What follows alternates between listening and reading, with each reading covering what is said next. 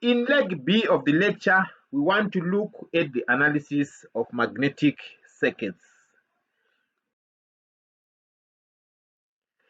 To analyze magnetic circuits, we use equivalent magnetic circuits. These are electrical-like circuits that represent the pathways through which magnetic fluxes are established. The place of resistance is taken by reluctance. The place of current is taken by magnetic flux. The place of EMF is taken by MMF.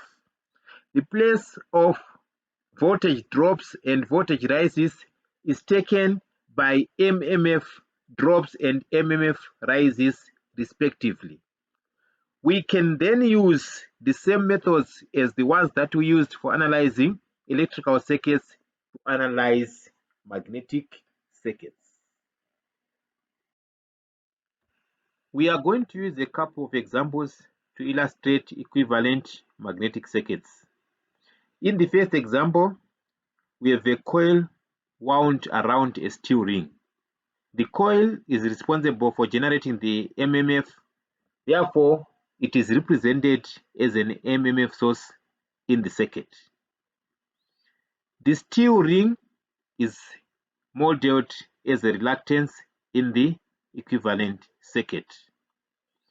The pathway through which the flux follows is just a single pathway, therefore we have a single loop circuit in which the MMF is in series with the reluctance. In the second example, again, we've got a single path through which the flux is established. However, the flux is established in 3 different materials on different positions around the path. So there's a path in steel, there's a path in cobalt, and there's a path in iron. Then our coil is wound around the iron. So the coil is going to be modeled as an MMF source. The path through iron is modeled as the reluctance labeled R ion. The path through steel is modeled as the reluctance R steel. The path through cobalt is modeled as reluctance R cobalt.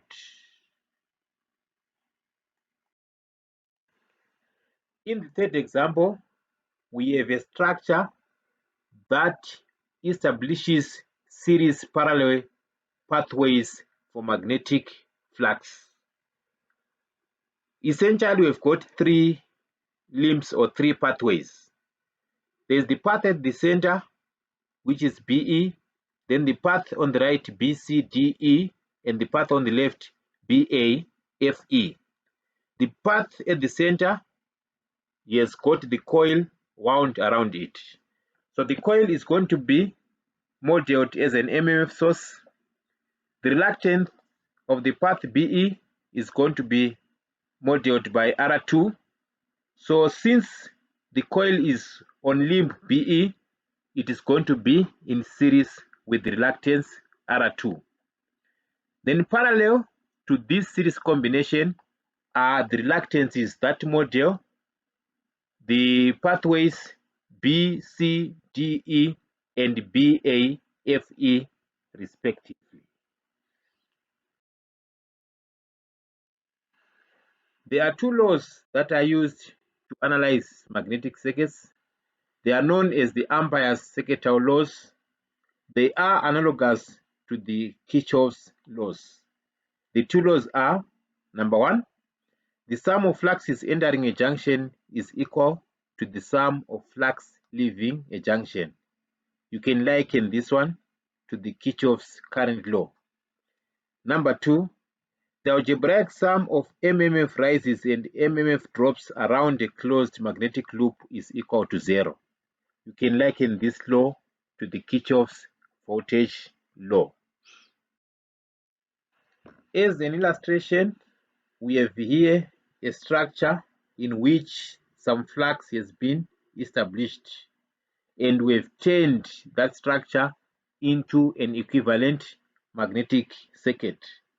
We can identify some loops and we can also identify some junctions. We want to apply the two laws.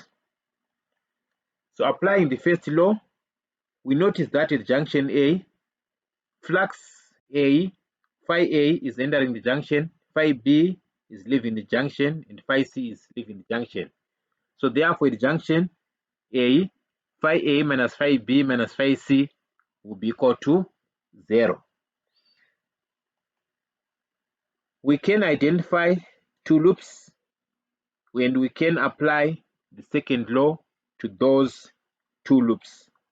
In the first loop, the MMF due to the coil minus the drop across the reluctance RACDB minus the drop across the reluctance RAB should give us a 0.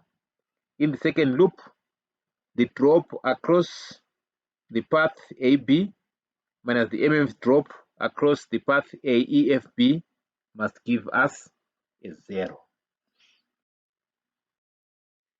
In this example, we have a structure. Actually, we have an electromagnet. We are given the dimensions of the structure. We are also given the number of turns on the coil. We are told that the cross section is uniform throughout and is 2 centimeters by 2 centimeters. We want to find the value of current that will be required to develop a magnetic flux of 3.6 times 10 to the power minus 4 Webers. And we also want to determine the permeability and relative permeability for each of the materials in the magnetic circuit under these conditions. The first step is to represent our pathways using an equivalent magnetic circuit. The circuit is a simple series circuit made up of an MMF and two reluctances. So the reluctances respectively represent the pathways through sheet steel and cast steel. We are told that the area is the same throughout. Therefore, our flux density is going to be the same throughout. So let's first of all calculate the flux density from the flux that were given and the area that we can calculate from the dimensions of the cross section. Our flux density is 0.9 Teslas. We now go to the BH curves so that we get the values of the magnetizing forces in the respective materials. So the magnetizing force in cast steel is read off as 615 Ampere turns per meter, and for sheet steel it is read off as 130 Ampere turns per meter. With those values, we can now apply the Ampere's Circuital law in that circuit. So Ni minus H cast steel, L cast steel minus H sheet steel, L sheet steel will be 0. So in this example, we are using the magnetizing force and the length to calculate the MMF drop.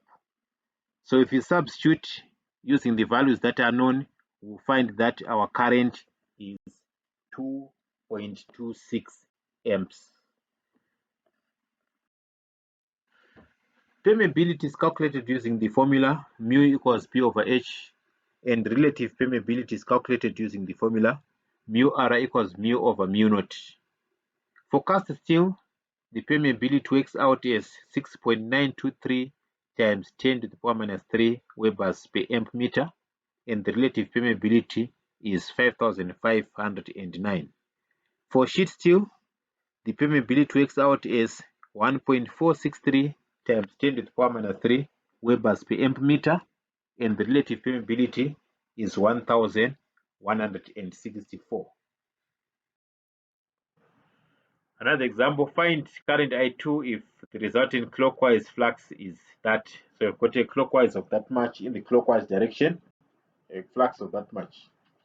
We're given the dimensions of the material, the number of turns and the currents. We can create an equivalent diagram for that. We only have got one material, one limb of one material, so we've got one reluctance. Then we've got two sources. They are pointing against each other. Then we can find the values of the two MMFs, F1 and F2. Then we are told that the flux is 1.5 times 10 to the power minus 5 webers, so we can get the flux density is 0.1 teslas. Then we go to our BHKFs, we'll get that the magnetic field strength is 20 ampere turns per meter. Then we can use Ampere Circuital law in that loop. So F1 minus the drop across the reluctance minus F2 should give you a 0. If you do these substitutions, you'll find that current is 3.98 amps. In this example, we have some structure in which flux has been established. We are given the dimensions of the various limbs that make up the structure. We are also given the cross-sectional area and its uniform throughout. We are given the number of turns on the coil on one of the limbs. Then we are told that the flux in one of the limbs, limb CD, is 1.5 times 10 to the power minus 5 webers. We want to obtain the current that will be required. The first step is to convert the pathways into an equivalent magnetic circuit. The circuit is a series parallel circuit with 3 branches. And the 3 branches, you have got the respective reluctances for the pathways BAFE, BE, and RBCDE. From the value of flux in the arm CD, we can obtain the flux density in the arm CD. So the flux density in that arm is 0.25 teslas. We then go to the BHKFs to get the corresponding value of the magnetic field strength. The value that we read off is 40 ampere turns per meter.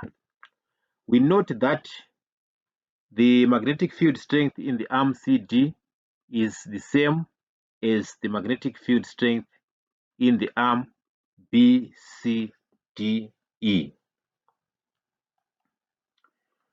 We now apply Ampere's Circuital law number 2 to loop number 2. So we make use of the magnetic field strength and the corresponding length of the different pathways that make up the loop. We substitute in the known values of length and magnetic field strength. From that substitution, we work out the magnetic field strength in the arm BE is 160 ampere turns per meter. We then go to the BHKFs to read the corresponding value of the flux in the arm BE. The value that we read off is 0.97 teslas.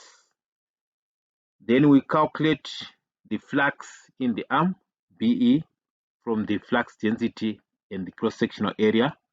We get a value of 5.82 times 10 to the power minus 4 webers. We then apply Ampere's Circuital law number 1 at junction A. So we notice that from that law, the flux in the arm BAFE will be equal to is equal to the flux in the arm BE plus the flux in the arm BCDE. So it works out as 7.32 times 10 to the power minus 4 webers.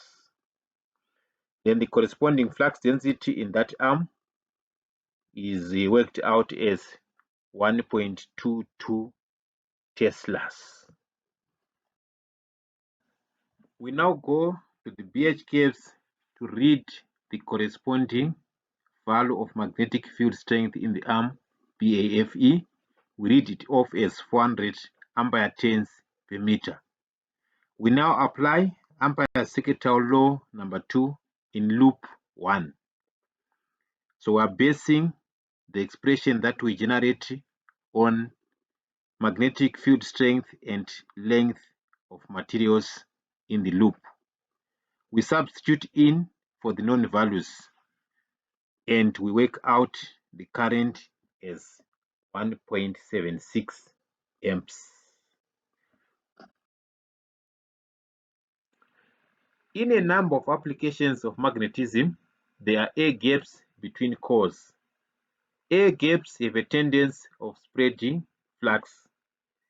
This will effectively cause the cross-sectional area in the air gap to be more than the cross-sectional area in the core. As a result, the flux density in the air gap will be less than the flux density in the core. If the factor by which the area increases when we move from a core to air gap is known, then the effective flux density with spreading of flux can be determined. The spreading of flux in air gaps is known as fringing. If the air gap is small, fringing may be ignored. Then for most applications, the permeability of air is taken to be equal to the permeability of free space. Shown here is a structure with an air gap. We are given the dimensions of the various limbs as well as the number of turns in the coil. We want to calculate the current that is required to establish a magnetic flux of 0.75 times 10 to the power minus 4 webers in the air gap, and we are ignoring magnetic fringing. First, we obtain the equivalent magnetic circuit.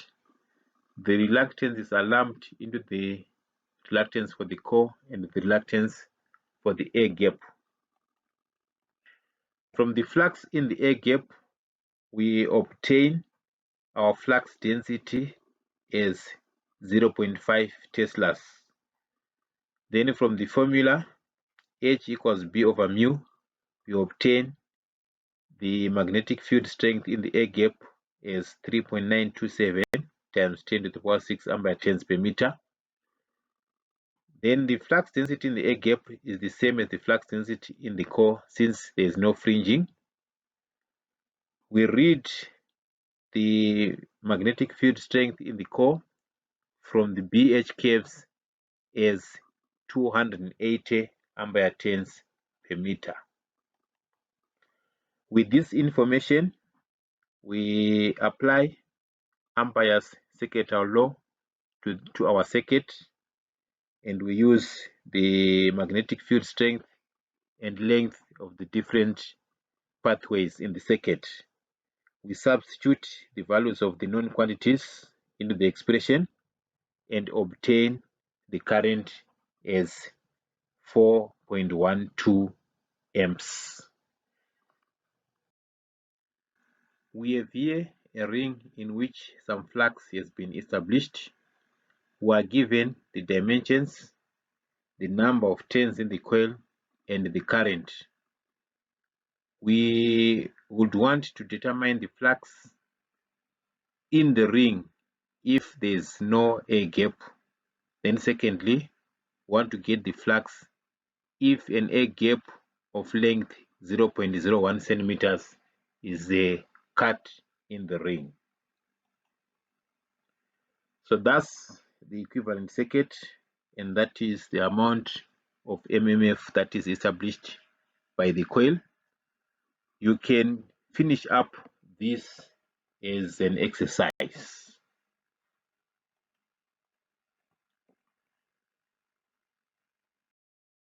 Before you proceed to the next lecture, I recommend that you do these questions from chapter 6.